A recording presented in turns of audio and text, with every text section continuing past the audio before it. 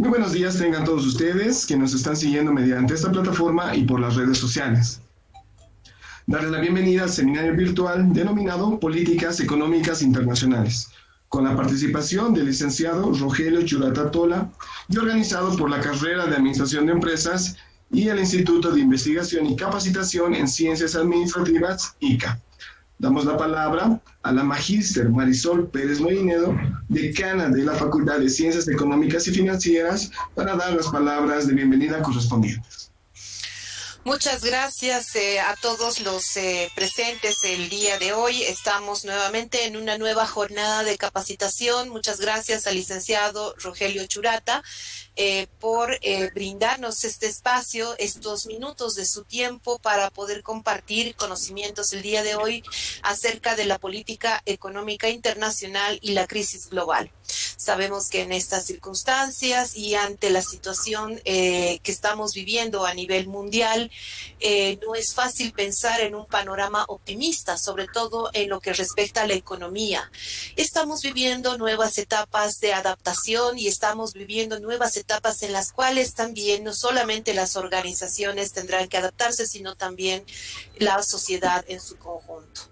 Bienvenidos todos, muchísimas gracias por este tiempo dispensado, licenciado Churata. Muchísimas gracias a los participantes también que hacen posible que estas actividades sean de gran provecho para la comunidad universitaria, tanto estudiantil, y también honrarnos la participación con algunos docentes de estas charlas, seminarios y webinars.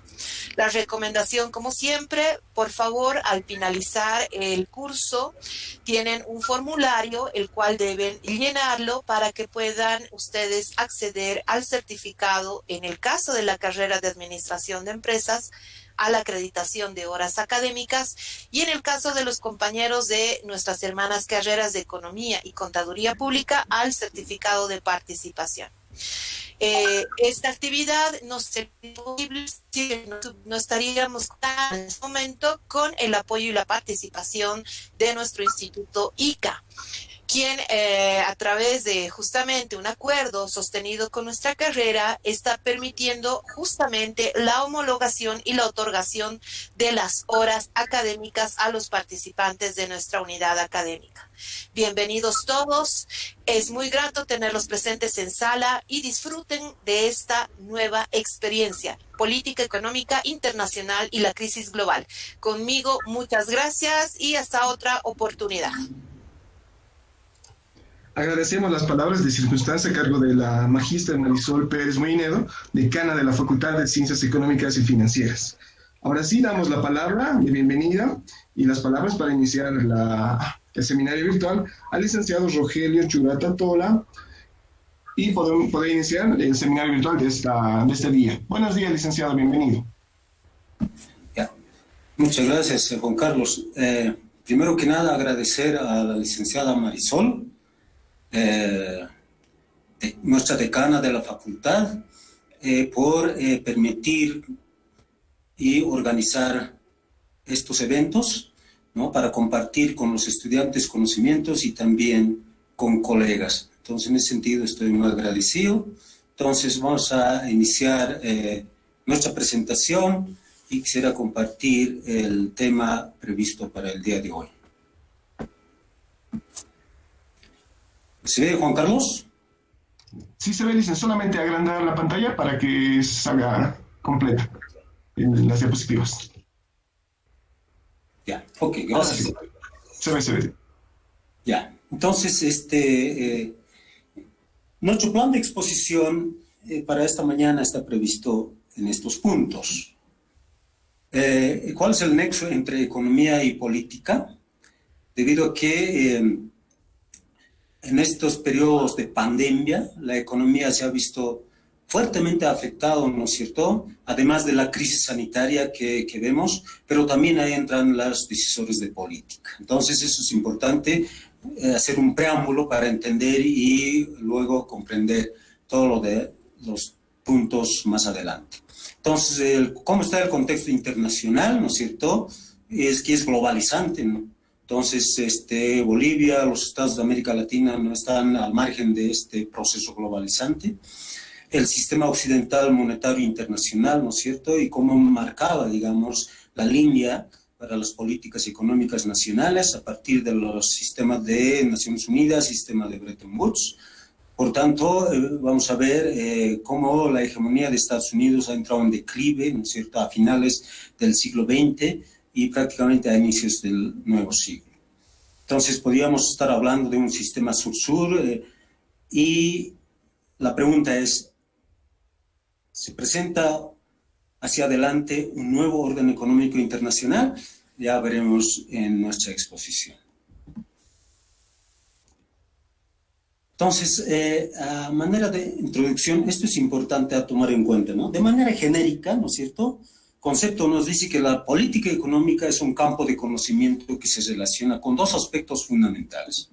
Por un lado, es de contenido de política, ¿no es cierto? Ahí nos referimos a la formación y administración del poder. Este es el elemento clave para poder hablar de la política económica internacional, ¿no es cierto? El poder. ¿Quiénes ejercían el poder, ¿no es cierto?, a finales del siglo XIX, la primera mitad del siglo XX y en la segunda mitad del siglo XX? Entonces, ese prácticamente delineaba las políticas económicas nacionales o para los países de la periferia.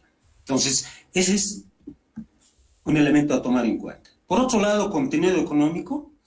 Y el contenido económico nos estamos refiriendo a las actividades económicas. Entonces, como hay una infinidad de actividades económicas, podríamos hablar en plural y políticas, ¿no es cierto? Entonces, que entrelazados entre sí nos llevan a un conjunto y ese se llama el proceso económico. Entonces, la política económica es a través de la administración del poder sobre el proceso económico. Entonces, este es el escenario para poder entender hacia adelante, ¿no? Entonces, hay algunos previos en ese sentido, varios trabajos previos, incluso desde Estados Unidos la doctrina Monroe, ¿no es cierto?, que prácticamente marcaba, digamos, ciertas políticas a los estados nacionales y más después o a finales casi del siglo XX entran otros actores en el escenario internacional, por ejemplo la China, ¿no es cierto?, que juega un rol importante en América Latina y por supuesto está presente también Estados Unidos. Entonces ahí tenemos algunos trabajos previos para poder analizarlos, ¿no es cierto?, de manera crítica para el debate.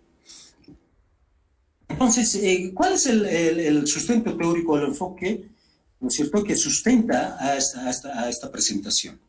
Entonces, el marco de referencia conceptual, ¿no?, detrás de este análisis se inspira siempre en la teoría realista y neorrealista de las relaciones internacionales o de las relaciones económicas internacionales. Entonces, este enfoque en realidad marca una relación vertical. ¿Qué quiere decir?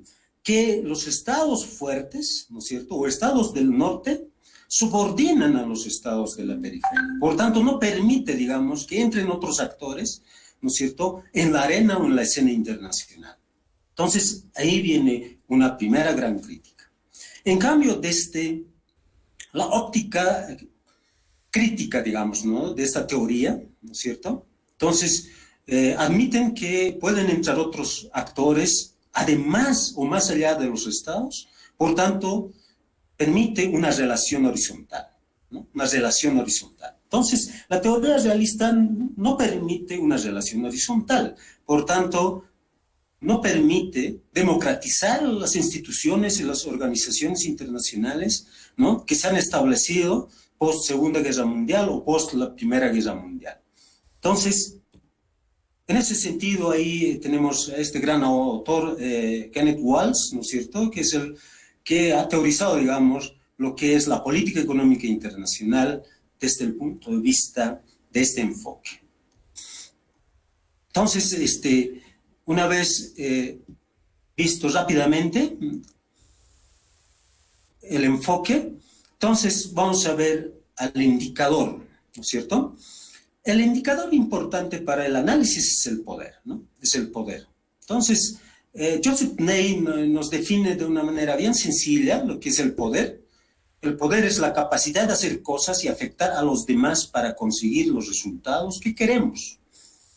Entonces, y ahí está la crítica, ¿no es cierto? Entonces, el uso del poder para poder influir en el comportamiento de otros agentes económicos, ¿no es cierto? Entonces, desde la política económica, podemos decir, ¿no es cierto?, el poder sobre la economía, ¿cierto? Entonces, pero aquí hay que aclarar dos cosas, ¿no es cierto? Varios autores de este enfoque nos hablan de un poder duro y, por otro lado, poder blando. El poder duro, eso es lo que prevalecía, ¿no es cierto?, a lo largo del siglo XX, es decir, enfrascado en la fuerza militar, ¿no es cierto?, y por otro lado, en la fuerza económica. En cambio, los otros asuntos más domésticos, digamos que es el poder blando, no incidían en la agenda internacional, por tanto, no influían en las políticas económicas nacionales. Entonces, eso es importante a tomar en cuenta. Entonces, una vez visto y aclarado este elemento, vamos a ir viendo algunos hitos, digamos, a lo largo del siglo XX. Habermas nos hablaba de un breve siglo, decía él, no obstante que era largo el siglo. ¿Por qué decía él breve siglo? Porque él hablaba, solo dos eventos fuertes se han presentado en el siglo XX, dice, ¿no? La Primera Guerra Mundial y la Segunda Guerra Mundial. Por tanto, eso es lo que ha marcado prácticamente la primera mitad del siglo XX. Por tanto, ahí vemos cómo están las consecuencias en términos políticos y en términos económicos, ¿no? Entonces, pero estos dos eventos bélicos transformaron el sistema internacional del siglo XX. Y sobre todo la distribución del poder, ¿no? La distribución del poder. Entonces, a principios, ¿no es cierto?, Gran Bretaña, que hegemonizaba el poder y marcaba las líneas, las políticas económicas nacionales, y post Segunda Guerra Mundial, Estados Unidos ejerce la hegemonía y marca también la línea en las políticas económicas nacionales. Entonces,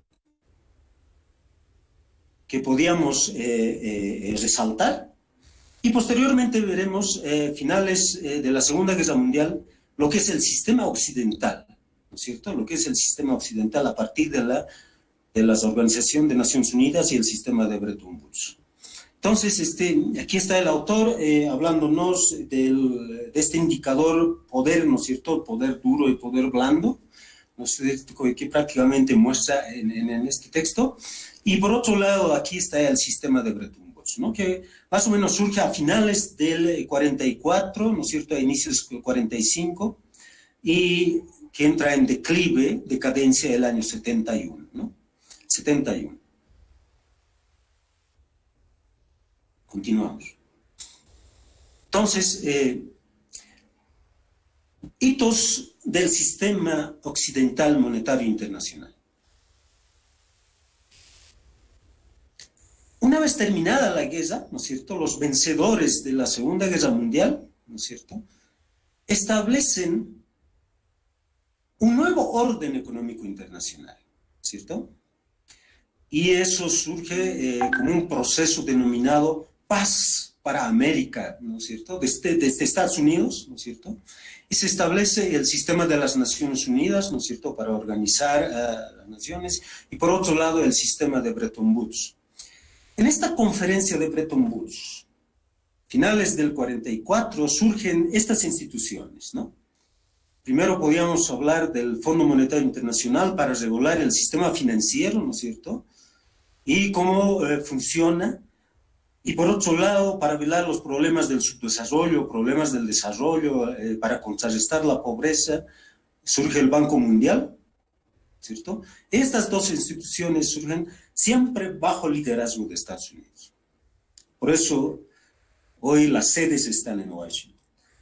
Y después de 2 años, ¿no es cierto?, también se establece para regular el comercio internacional, lo que es el GATT, Acuerdo General sobre Aranceles Aduaneros y Comercio. Y a partir del 95, llamado la Organización Mundial del Comercio, que establece ciertas reglas para regular el comercio internacional, ¿no es cierto?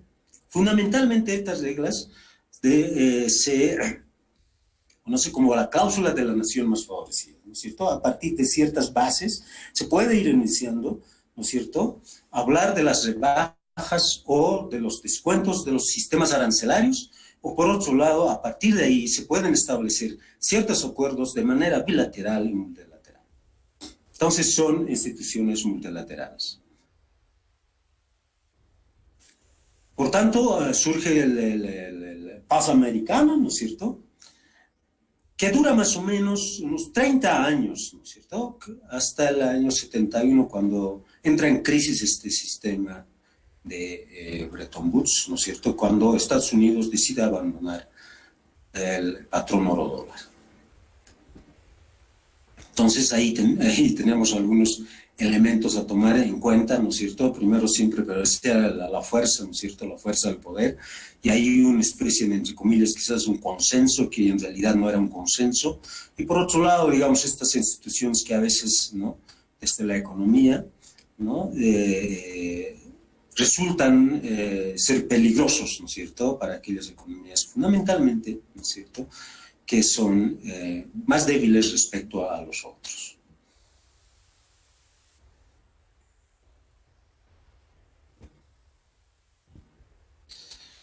Seguimos con los hitos, ¿no es cierto? Entonces, el 71 comienza a desmoronarse el sistema de Bretton Woods, como habíamos dicho, valga la redundancia. Se sustituye el patrón oro por el dólar. Estados Unidos deja fluir, digamos, su tipo de cambio y pone fin a los vínculos de Bretton Woods. Y todos los demás países continúan después. Pero el 73 también aparece, ¿no es cierto?, una segunda crisis, podríamos decir, ¿no es cierto?, o entran a varios países en recesión, especialmente a partir de los países petroleros del Medio Oriente que deciden no vender sus productos a los países occidentales, ¿no es cierto?, y eso genera presión inflacionaria y los países entran en recesión. Entonces eso también influye e impacta, digamos, en las políticas nacionales, ¿no? Y en América Latina, ¿no es cierto?, la crisis ha provocado un gran endeudamiento, ¿no es cierto?, donde Estados Unidos sube sus tipos de interés, con ello se generan algunos desajustes macroeconómicos fundamentalmente en ese sentido, y por tanto se habla crisis de la deuda, ¿no es cierto?, donde México por primera vez a inicios del 80, de la década del 80 del siglo pasado, ¿no es cierto?, decide no pagar su deuda externa y también continúan los demás países. Entonces, en ese sentido, se habla de la crisis de la deuda y toda la década del 80 se conoce como una década perdida desde el enfoque de la CEPAL, ¿no?, desde la CEPAL.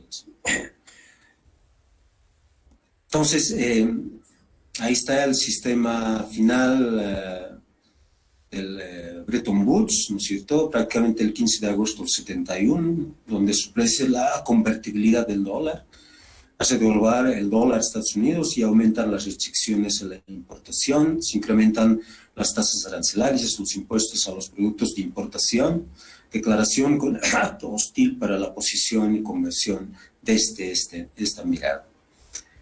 Y por otro lado está la crisis del petróleo, ¿no es cierto?, se incrementan los precios del petróleo, ¿no es cierto?, y impacta, digamos, a la economía mundial en ese sentido, en este periodo.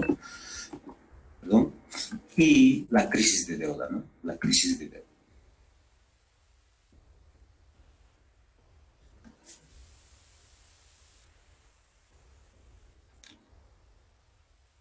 Pero en ese proceso de crisis monetaria o crisis de deuda se inicia también un nuevo ciclo de versión neoliberal, ¿no es cierto?, a partir de las iniciativas del primer ministro de Inglaterra, Margaret Thatcher, y bajo la presidencia de Estados Unidos, Ronald Reagan. Prácticamente marca, digamos, el proceso de los modelos neoliberales en la región. Pero en esta década también, en la última década, ¿no es cierto?, a inicios del 90, también se organiza el famoso consenso de Washington, ¿no es cierto?, con un decálogo, ¿no es cierto?, prácticamente varias medidas, ¿no?, de estabilidad para las economías de América Latina, ¿no es cierto?, desde lo fiscal, ¿no es cierto?, hasta las privatizaciones o capitalizaciones. Entonces, pero en este periodo, a finales del 80, prácticamente el 89, surge un hecho en la escena internacional que es la caída del muro de Berlín, ¿no es cierto?, que prácticamente había dividido a Alemania en dos partes, occidental bajo el liderazgo de Estados Unidos y también oriental bajo el liderazgo de la Unión Soviética, ¿no? Y por otro lado, a finales del 91 se desintegra, ¿no es cierto?, la Unión Soviética, que prácticamente pone, digamos, fin a lo que era el periodo de la Guerra Fría, ¿no?, que abarca al 45 más o menos al 91. Entonces, pero este escenario es que marcaba las políticas económicas nacionales, ¿no es cierto?, delineaba las políticas económicas nacionales. Entonces ahí los decisores y nuestros gobernantes, como era América Latina en todo este periodo, ¿no?, varios gobiernos dictatoriales, gobiernos militares que no han sabido tomar buenas decisiones en términos de política y económica. Pero a inicios del 91, ¿no es cierto?, estamos hablando también de lo que es el famoso Consenso de Washington, que también influye en las decisiones de las políticas económicas nacionales. Entonces ahí está la celebración de la caída del muro de Berlín, ¿no es cierto?, en aquella década, ¿no es cierto?, y ahí están los precursores de la política neoliberal, y a partir del Consenso de Washington ahora hay que sembrar lo que son los tratados de libre comercio, ¿cierto?, en primer momento de lo que es TLC-CAN, Tratado de Libre Comercio de Norteamérica, y para luego avanzar en toda América Latina, ¿no?, o en todo el continente americano, en otras palabras, 34 países excepto Cuba, ¿no?, que no ha entrado, digamos, en por los casos que ya conocemos. Entonces, pero propuesta de la firma de los TLCs, ¿no es cierto?, tampoco ha prosperado, ¿no?, en toda la década del 90, ¿no es cierto?, y como no ha prosperado, ¿no es cierto?, a finales del 90, Estados Unidos decide entablar relaciones de manera bilateral con varios países de la región, ¿no es cierto?, en ese sentido, varios países de Sudamérica tienen firmados TLCs con Estados Unidos, Chile, Perú, Colombia, ¿no es cierto? En Centroamérica tienen varios otros países también firmadas los TLCs, pero otros países no. Entonces, también el escenario cambia a finales del 90, ¿no es cierto?, a inicios del siglo XXI, porque en América Latina surgen los gobiernos de tendencia izquierdista, ¿no? La cabeza de Hugo Chávez el año 91, 98, 99, ¿no es cierto?, y que prácticamente el año 2004 ponen fin, digamos, a los tratados de libre comercio, ¿sí? Y todos otros países coadyuvan, digamos, este planteamiento, ¿no es cierto?, de Hugo Chávez, ¿no es cierto?, desde Bolivia, desde Brasil, desde Argentina, Paraguay, Uruguay, ¿no es cierto? Entonces eran los gobiernos nacionalistas o progresistas que nada que ver con las líneas marcadas desde Estados Unidos. Entonces, en ese sentido, aparece la nueva doctrina del shock, digamos, ¿no?, que entra, digamos, en el escenario e impacta y influye en las políticas económicas nacionales. Entonces, podríamos remarcar que en la década del 90, del siglo XX, se han producido varios cambios en el escenario internacional, ¿no?, varios cambios en el escenario internacional, pero también aparecen instituciones, ¿no es cierto?, o bloques económicos en esta década, ¿no es cierto?, en la región. Por ejemplo, surge el Mercado Común del Sur el año 91, ¿no es cierto?, para poder entablar e impulsar el comercio, ¿no es cierto?, en la región. Y por otro lado están los tratados de libre comercio, y también se recompone algunas otras instituciones, ¿no?, como es el Grupo Andino, se recompone a través de la Comunidad Andina de Naciones, para impulsar el comercio y para poder insertarse al escenario internacional, ¿no es cierto?, a través del enfoque del regionalismo abierto, ¿no? O sea, desde la región habría que abrirse al mercado internacional con políticas de apertura. Entonces, políticas de apertura que estaban vigentes en este periodo. Y eso también influye en las políticas económicas nacionales, ¿no es cierto? Cómo los países podían insertarse al escenario internacional, ¿no es cierto? ¿Cuáles serían las razones o las causas, ¿no es cierto? Entonces ahí podíamos hablar de una razón económica fundamental. Por otro lado, las razones políticas también hay para generar mayor cohesión, ¿no es cierto? Mientras más unidos somos como grupo, podíamos tener impacto en el escenario internacional o en la agenda internacional. Y también hay una causa social, ¿no?, fuerte en los países de la región, que también ha sido bien utilizado por algunos gobernantes y para otros no tanto, ¿no es cierto? Pero lo que prevalecía en este periodo era la causa económica, al margen de lo que era la causa política y social. Entonces, se da cierta apertura, ¿no es cierto?, al fenómeno chino, a la región, ¿no es cierto?, hacia el occidente, ¿no es cierto? Entonces China entra, digamos, en la escena, en la región o en América Latina, a inicios del siglo XXI y posteriormente en la segunda década con más fuerza todavía. Pero aparece una primera crisis, se podía decir, del siglo XXI, la crisis del 2008, ¿no es cierto?, originada en Estados Unidos, ¿no es cierto?, que impacta en otras regiones, en economías como Europa, ¿no es cierto?, y también el Asia, que permite un reajuste, digamos, ¿no?, en los programas de política económica y eso impacta en la región o en América Latina en términos de cooperación, en términos de créditos y en términos de también donaciones, etcétera, etcétera, ¿no? Entonces, eso también ha impactado en la región. Entonces, esto nada que ver. Entonces, hay una crisis financiera mundial del 2008 que también ha tenido cierto impacto. Entonces, la pregunta es, ahora la China y Rusia y otros emergentes han entrado a América Latina, ¿no es cierto? Entonces, estamos hablando de un nuevo orden económico internacional. Entonces, ahí podríamos citar varios autores, ¿no es cierto?, para explicar esto rápidamente. Primero, Alejandro Dabat, ¿no es cierto?, nos habla del cambio económico y geopolítico. Y por otro lado, Celestino del Arenal también coadyuva en esta misma línea que hay este cambio económico y geopolítico en el escenario internacional y, por supuesto, en América Latina. Y por otro lado, María Urdiales, ¿no es cierto?, o Miguel Montovio nos hablan del centro de gravedad que ha cambiado, ¿no es cierto? En el pasado, el Atlántico, ahora tenemos que hablar del Pacífico, ¿no es cierto? Entonces, acuerdos de transpacíficos en ese sentido.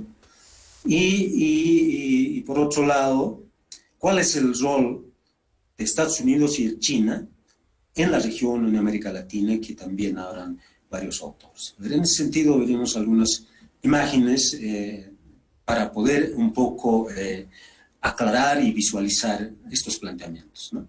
Entonces, ahí está el cambio en el orden económico internacional, ¿no es cierto? Primero aparecía la triada, ¿no es cierto?, Europa, Estados Unidos y Japón, ¿no es cierto?, en el periodo bipolar. Y por otro lado, ahora aparecen esas otras nuevas manchas, ¿no es cierto?, economías emergentes, ¿no?, que impactan o inciden en la agenda internacional, ¿no es cierto? Ahí está la China, ahí están los famosos BRICS, conocidos los BRICS, ¿no? India, Rusia, la China, Brasil, Sudáfrica, que están estratégicamente ubicados en diferentes regiones, ¿no? Y eso es a tomar en cuenta. Y por otro lado, ahí está girando el centro de gravedad, ¿no es cierto?, del Atlántico al Pacífico, o el negocio ahora es por el Pacífico, ¿no es cierto? Entonces, hay que hablar de proyectos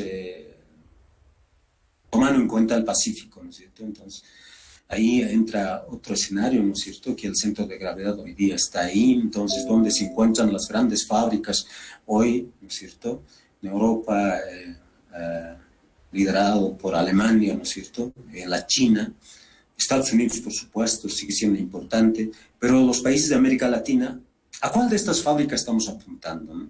Estamos apuntando. Y sigue siendo importante el rol de Estados Unidos en la región, ¿no es cierto? Aún considera que es el patio trasero para ellos. Y por otro lado, entra el gigante asiático en la región, ¿no es cierto? Entonces, ahora hay una especie de orden multipolar, ¿no? Multipolar y no unipolar como era la segunda mitad del siglo XX bajo el liderazgo de Estados Unidos. Entonces, estos son elementos a tomar en cuenta, ¿no es cierto?, para tomar las decisiones. Y por otro lado, podríamos hablar entonces del declive de la hegemonía de Estados Unidos, o la decadencia de Estados Unidos, ¿no es cierto?, y el nuevo orden global multipolar. Entonces, ¿cómo podríamos visualizar, digamos, esta decadencia, ¿no es cierto?, o cómo se manifiesta la decadencia de Estados Unidos? Entonces, podríamos hablar en diferentes perspectivas, ¿no? En perspectiva económica, hay una pérdida paulatina del liderazgo económico.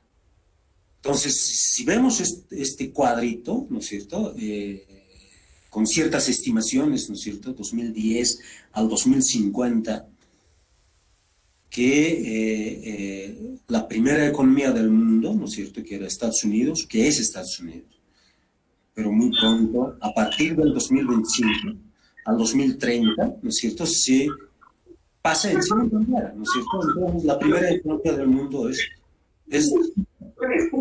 tanto, en términos de participación, Estados Unidos todavía sigue siendo importante pero a partir de 2025, 2030, Estados Unidos ya queda delegado. Por tanto, hay una pérdida paulatina del liderazgo económico. Entonces, todas las fábricas están en la China, y la China es lo que exporta sus productos, ¿no?, también distribuir a América Latina. Entonces, en ese sentido es lo que se ha generado también una especie de guerra comercial, y lo que conocemos, ¿no es cierto?, entre estos dos países fuertes en la economía mundial, entre Estados Unidos y la China, ¿no?, la China. Pero hoy Estados Unidos o el Asia, vamos a decir, el Asia, en realidad negocia partes y piezas, o sea, no negocia productos terminados, ¿no es cierto?, de consumo final. Entonces, partes y piezas distribuye al mercado internacional, y ahí entra el rol fundamental de las empresas multinacionales, ¿no?, que instalan ciertas subsidiarias en las regiones, en las economías nacionales, ¿no es cierto?, y eso tiene cierto impacto en términos sociales y en términos políticos. Entonces, esa es una primera perspectiva. En perspectiva militar, por supuesto que Estados Unidos todavía mantiene su indiscutible liderazgo, como señalan varios autores, ¿no es cierto? Entonces ahí podemos ver algunos datos en ese sentido, en términos del gasto que utiliza Estados Unidos, en términos efectivos, en activo, cuánto tiene Estados Unidos respecto a los demás países emergentes. Y podríamos ver, por otro lado, cuál es la estimación de reservistas que tiene, digamos. Entonces, en términos de población, Estados Unidos, por supuesto, que es menos que la China, ¿no? Pero en términos de gasto que destina a Estados Unidos, a diferencia de China, es también, pues, grande la diferencia. Entonces, ahí tenemos las fuentes. En términos del porcentaje del Producto Interno Bruto, ¿cuánto es el gasto militar de estos países? ¿No es cierto? El que gasta más es Rusia, 5.4% en términos del PIB. En segundo lugar, Estados Unidos, 3.3%. Y está Corea, ¿no?, y los demás países, ¿no? Entonces, aquí podríamos decir que si China se une con Rusia, porque son amigos, ¿no es cierto?, entonces Estados Unidos frente a esos dos queda, pues, chico, ¿no? Entonces eso influye en términos geopolíticos, ¿no es cierto?, a la economía internacional y, por supuesto, a las economías latinoamericanas. En perspectiva social, entonces, aquí tiene ciertas deficiencias también, ¿no es cierto? Las deficiencias en términos de Estado social de derecho y este indicador que nosotros conocemos muy bien, ¿no es cierto? El indicador Gini, ¿no es cierto? Que en realidad muestra cómo es la distribución de los ingresos, si es igualitario o desigual, ¿no es cierto? Entonces, y aquí podríamos ubicar Estados Unidos, ¿no es cierto?, en la parte superior, que todavía es un país muy desigual, ¿no es cierto?, y otros países emergentes también, la China, la India, Rusia, y por supuesto está Brasil y varios otros países que quizás no se ve muy bien, digamos, en nuestra presentación. Entonces, ese es otro elemento a tomar en cuenta. En términos de perspectiva política, por supuesto que también hay deficiencias en el régimen democrático, como sabemos muy bien, ¿no es cierto? En los procesos electorales, ¿no es cierto? ¿Cuál es la participación, ¿no es cierto? ¿Cuál es el universo de los participantes? No obstante que no es obligatorio, por supuesto, eso también sabemos, pero también a veces hay una especie de quejas de los ciudadanos respecto a esos procesos electorales que todavía está pendiente en Estados Unidos. Por otro lado, hay poca atención por parte de los políticos, ¿no es cierto?, a los intereses de la población, fundamentalmente de menos recursos, ¿no es cierto? Ese es otra especie de reclamo también que todavía está pendiente para solucionarse. Y por otro lado, la falta de transparencia de los diferentes sistemas de votación. Entonces, a veces no se termina, ¿no es cierto?, no se culmina el sistema de cómputo, entonces si hay, digamos, un ganador, digamos, ¿no?, o el que se declara el perdedor, y entonces esos otros aspectos, ¿no? Por tanto, ahí hablamos ahora de una emergencia de nuevas potencias y desobediencia hacia el líder, ¿no?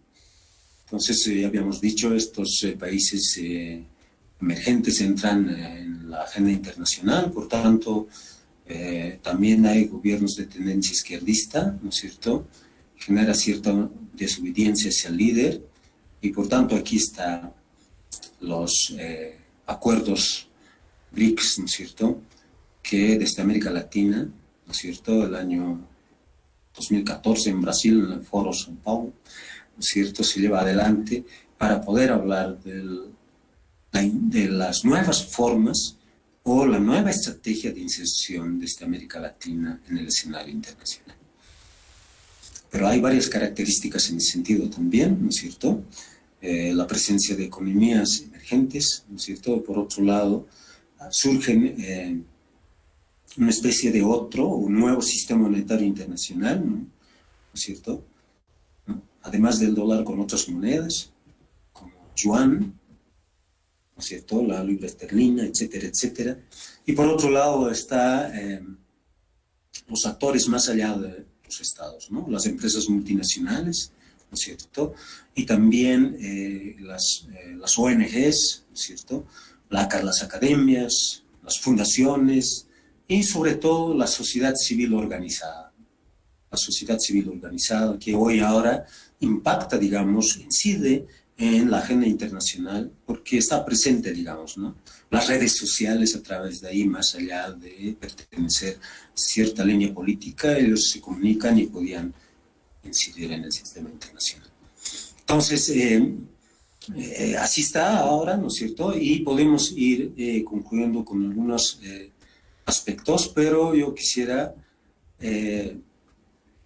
anotar esta pregunta, ¿no? ¿Qué debería de hacer un formulador de políticas frente a este escenario, ¿no es cierto?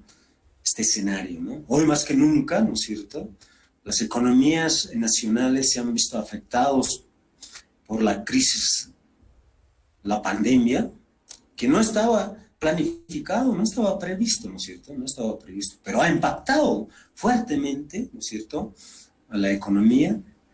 Hoy esta gestión, la economía mundial se contraerá fuertemente, ¿no es cierto?, es decir, su crecimiento negativo, y también varios países de América Latina, ¿no es cierto?, Y por supuesto la economía nacional, ¿no es cierto?, cerca menos 4 o menos 5% de crecimiento. Entonces,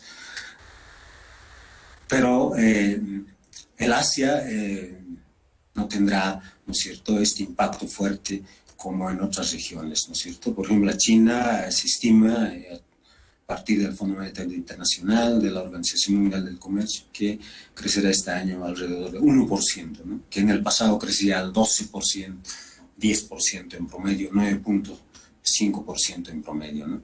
Entonces, para contestar a esta pregunta, podríamos decir, depende del tipo de gobernante, ¿no? Entonces ahí hay una gran crítica, por ejemplo, para aterrizar, digamos, en la economía boliviana, ¿no es cierto?, que nos encontramos frente a un gobierno de transición, ¿no es cierto?, que no puede tomar, digamos, decisiones en el mediano y largo plazo, pero sí puede tomar decisiones en el corto plazo, ¿no es cierto? Pero implica, o la solución viene para tomar decisiones en el largo plazo. Entonces, esto es importantísimo a tomar en cuenta, ¿no es cierto? Y de manera general, la región, ¿no es cierto?, América Latina, ¿no es cierto?, hoy está presente la China, ¿no es cierto?, y también está presente Rusia, ¿no es cierto?, a través de sus créditos, a través del comercio, ¿no es cierto?, a través de la inversión extranjera directa, y también está presente Estados Unidos y Europa, en menor medida. Pero para los países de América Latina, ¿cuál es el mercado importante en ese sentido? Entonces, por eso yo anotaba aquí, depende del tipo de gobernante, ¿no? Entonces, países considerados relativamente desarrollados en la región, ¿no es cierto?, como es Argentina, Brasil, o México, después Chile o Colombia, ¿no? ¿A qué fábrica están mirando, ¿no es cierto? Y los segundos, ¿cómo le están siguiendo a estos? ¿No es cierto? Entonces, depende del gobernante, ¿no? O podríamos decir, en términos políticos, ¿no es cierto?, quienes tienen una cierta relación, ¿no es cierto?, ¿cuál es el tipo de gobernante? Sabemos que hay una tendencia del ciclo nacionalista, ¿no es cierto?, ahora que resurge, digamos, ¿no es cierto?, pero también diferente, digamos, de hace 20 o de hace años atrás, ¿no? El modelo neoliberal de hace 20 años atrás, que hoy va a ser totalmente distinto, ¿no?, porque el contexto internacional, el contexto es lo que ha cambiado, ¿no es cierto? Entonces, por eso la respuesta depende del tipo de gobernante que tengamos, ¿no es cierto? ¿Cuál es el interés? ¿Cuál es el proyecto nacional, ¿no es cierto? ¿Cuál es la política económica, ¿no es cierto?, a encarar hacia adelante para encarar estas soluciones bien desafiantes, ¿no es cierto? Por ejemplo, la crisis económica, ¿no es cierto?, que tiene consecuencias fuertes en el empleo, en términos de política económica, en el crecimiento económico, en términos de estabilidad de precios, en términos de seguridad, ¿no es cierto?, en términos de políticas ambientales, en términos de políticas comerciales, ¿no es cierto?, etcétera, etcétera. Entonces, están agarrando la bandera, ¿no es cierto?, del gigante asiático, ¿no es cierto?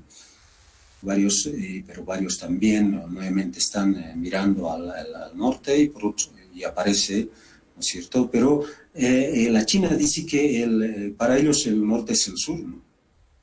Ellos dicen que no tienen un norte, ¿no?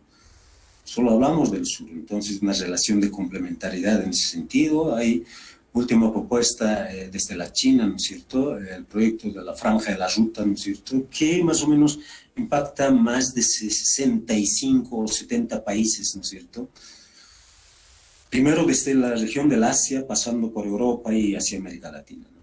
A través de proyectos como nosotros podíamos insertarnos a este famoso proyecto, ¿no es cierto?, que si bien hoy se muestra muy prometedor, digamos, ¿no es cierto?, o con muchas esperanzas hacia América Latina y particularmente a los países de Sudamérica.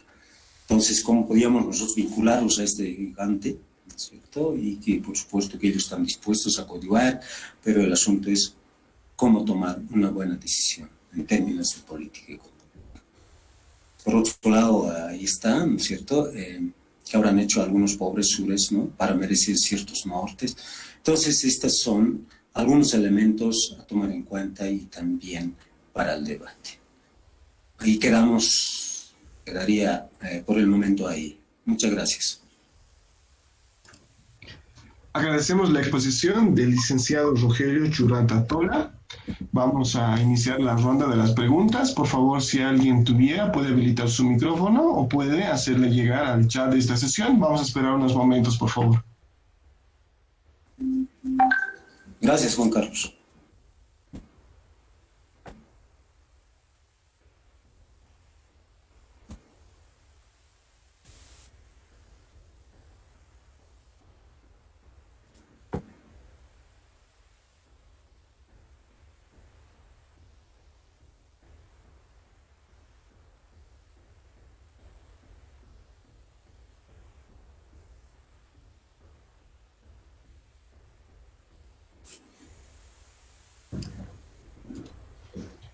Al no existir ninguna consulta por parte de los participantes, vamos a ir cerrando lo que es este seminario virtual.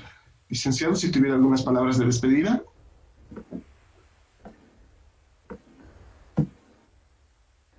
Ya, ok, Juan Carlos, ¿me escucha? Sí, licenciado, ¿se le escucha? Ya, entonces, primero que nada, agradecer por su tiempo, por la participación y por el interés mostrado, digamos, en estos temas tan importantes para las políticas económicas nacionales, sin antes agradecer al licenciado Marisol Pérez por organizar estos eventos, seminarios, y también a los que coadyuvan en el sistema de cómputo, ¿no es cierto?, a Juan Carlos, a Germán y a todos los demás compañeros. Entonces, muchas gracias y saludos. Hasta luego. A nombre de la carrera de Administración de Empresas y el Instituto de Investigación y Capacitación en Ciencias Administrativas, agradecemos al licenciado Rogelio Churrata Tola por haber llevado adelante el seminario virtual denominado Políticas Económicas Internacionales. En estos momentos se está enviando lo que es al chat de la plataforma, el formulario de cierre para que lo puedan llenar y posteriormente puedan reclamar lo que es el certificado de participación. Sin más que decirles, estamos cerrando esta actividad y será hasta la próxima. Que tengan todos muy buen resto de jornada. Gracias, licenciado. Hasta luego. Ya, hasta luego.